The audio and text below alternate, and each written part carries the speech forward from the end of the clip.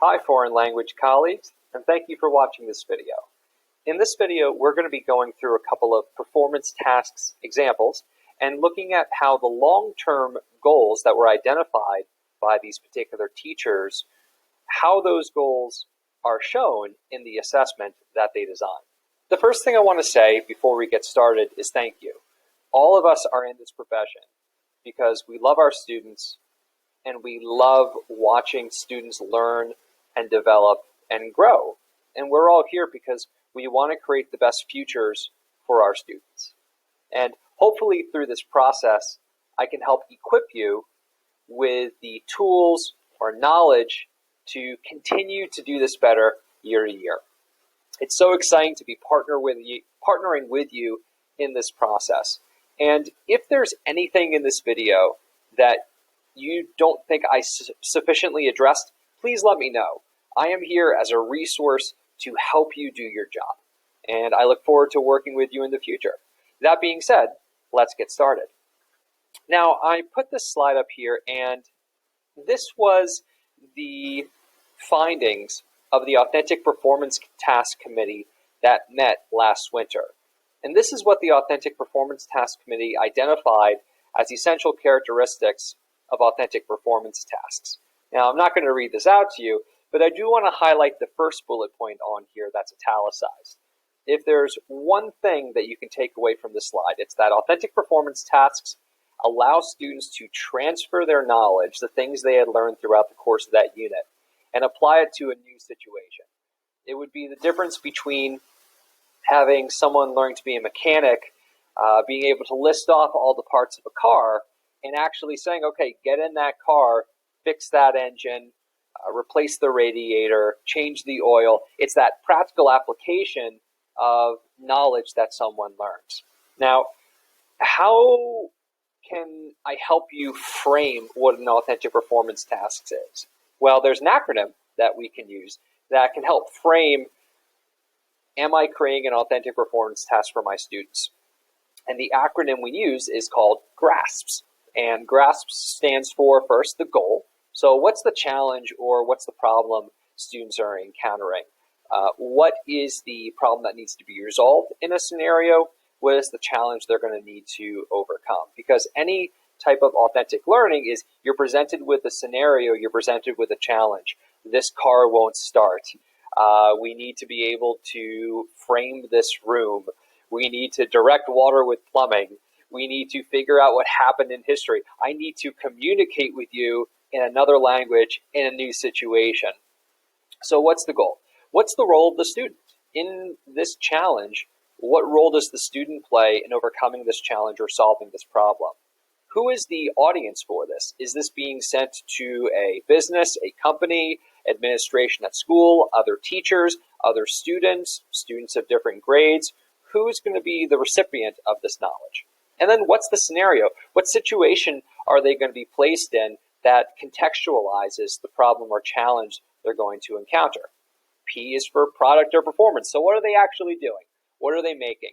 What are they saying? Whether that's a Socratic seminar, whether they're writing an argumentative essay, whether they're having a debate, whether they, in terms of foreign language, are speaking, listening, reading, and writing that language in an authentic way. What are they actually doing? What's going to be made or created at the end of this authentic performance task? And lastly, what are the standards? In other words, how it's assessed. This is when you put in the grading tool, whether that's a rubric or a checklist, whatever is going to be better for those standards that you're hitting, or in terms of foreign language, the enduring understandings and the essential questions you created.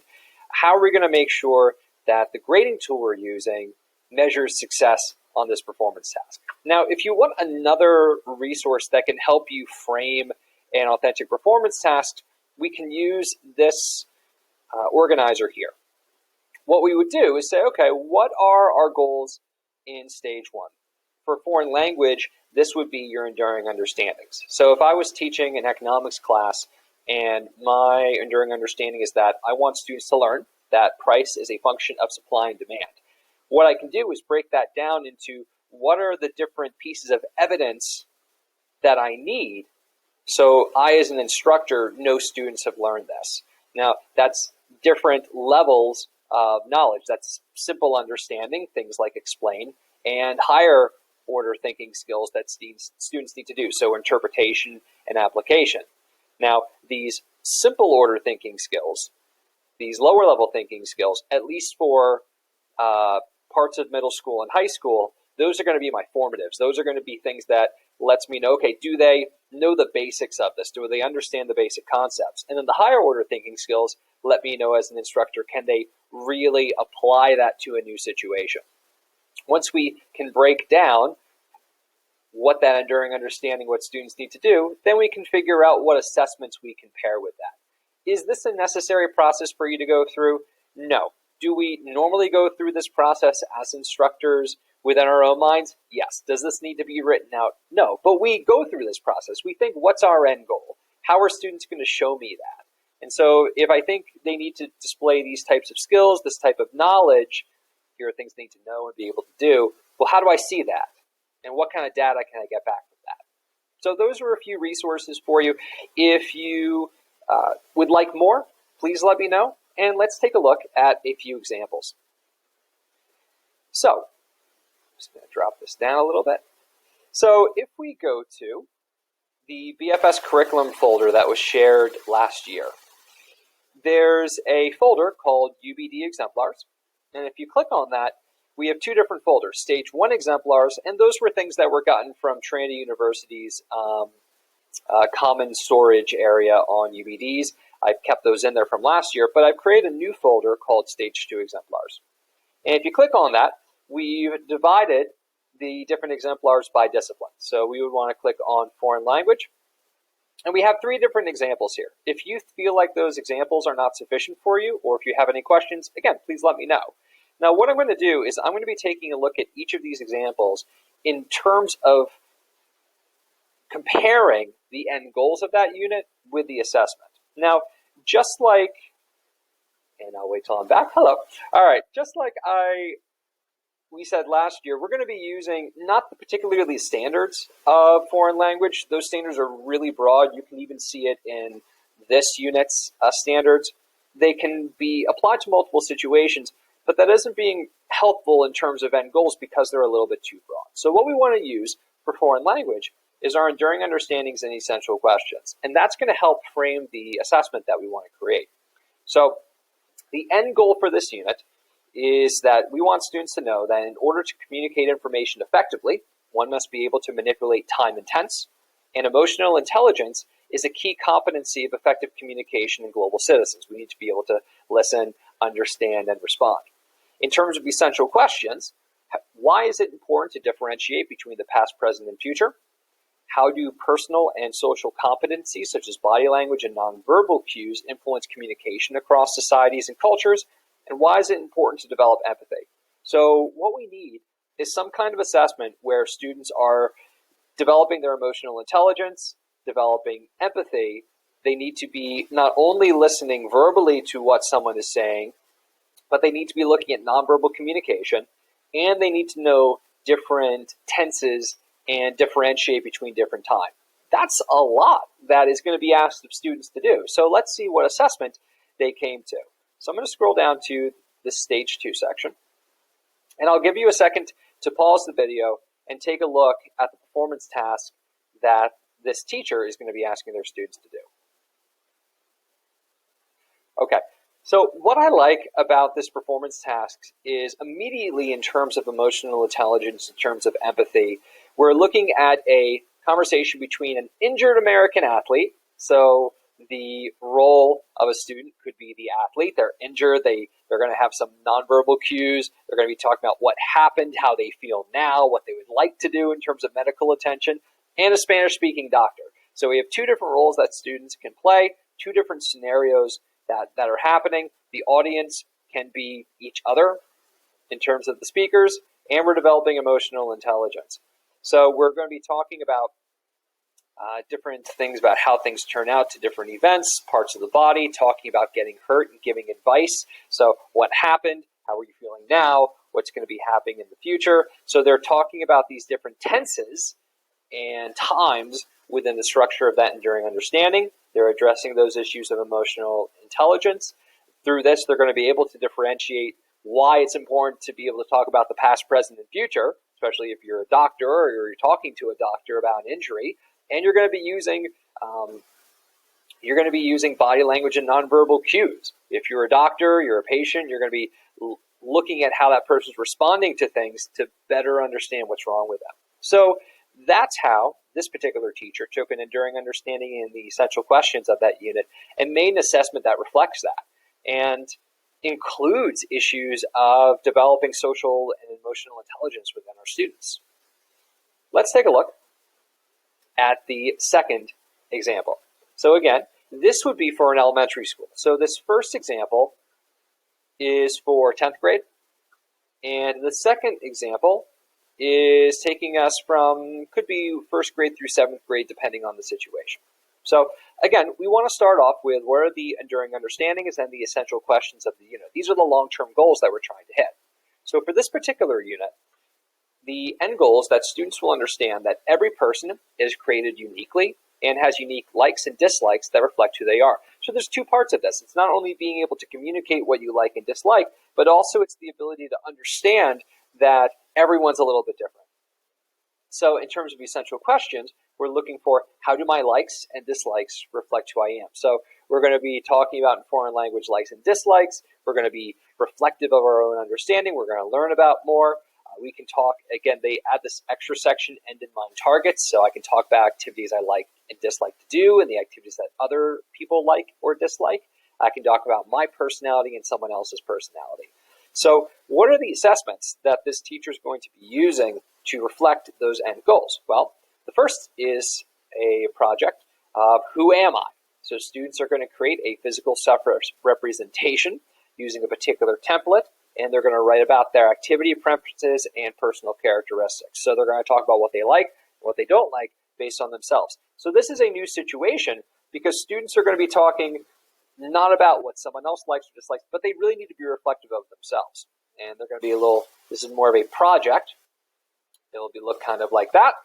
Now, of course, if you're doing this for 7th graders, this may look differently than 1st graders, but that's a project-based situation, and that's hitting likes and dislikes. Now, there's going to be another performance task where students will respond to impromptu prompts to complete tasks in Spanish. The assessments will include segments of presentational speaking, presentational writing, interpersonal speaking, interpretive writing, and interpretive listening. And they have different resources down here for that.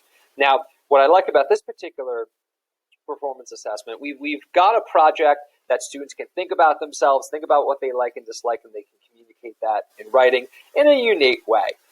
But I like the second assessment because what this scenario is placing students in is, hey, I'm going to ask you things completely off the cuff, that you can't just memorize some vocabulary and spit that back. You need to apply your knowledge to speak, listen, read, and write.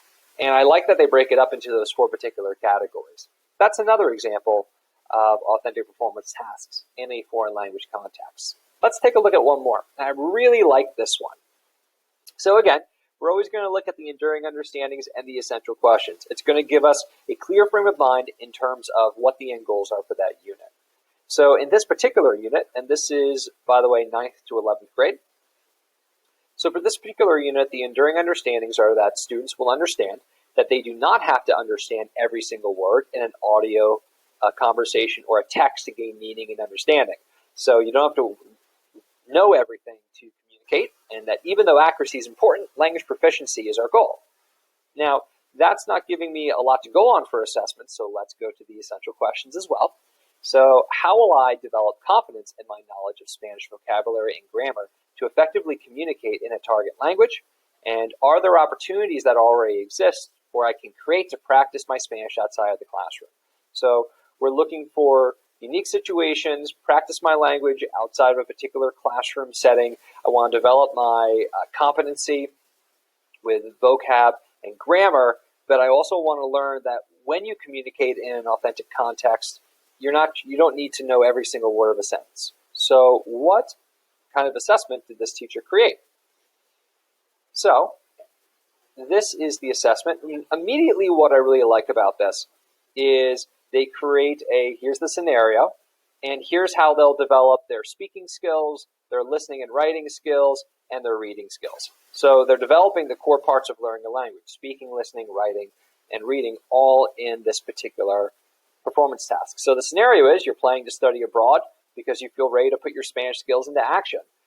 Part of the essential part of learning a language is to be able to communicate in those contexts. So this performance task is putting them in a particular context. Now, I'm not going to read out the speaking, listening, and reading parts of this scenario, but if you want to pause and take a look at them, you can, and I'll highlight a few things afterwards.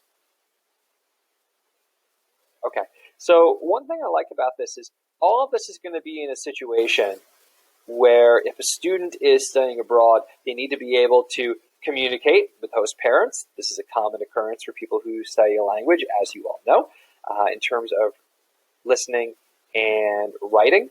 You're creating a student guide, so it's not just you're communicating with other people. Now you're also having a component where you need to help someone else.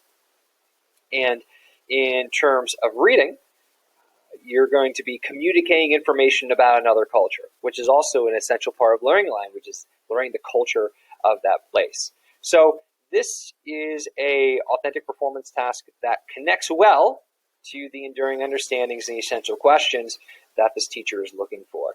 Now, I want to preface this and end this by saying I think this is being done very, very well by our foreign language department. All of you are passionate educators who care about students' learning and their ability to apply that language in an authentic context and better understand the cultures that speak those languages. So this video was probably a refresher or repeating things that you're already doing, but maybe there's something that you can take away out of this video to use as you're evaluating or reflecting on the assessments that were given last year.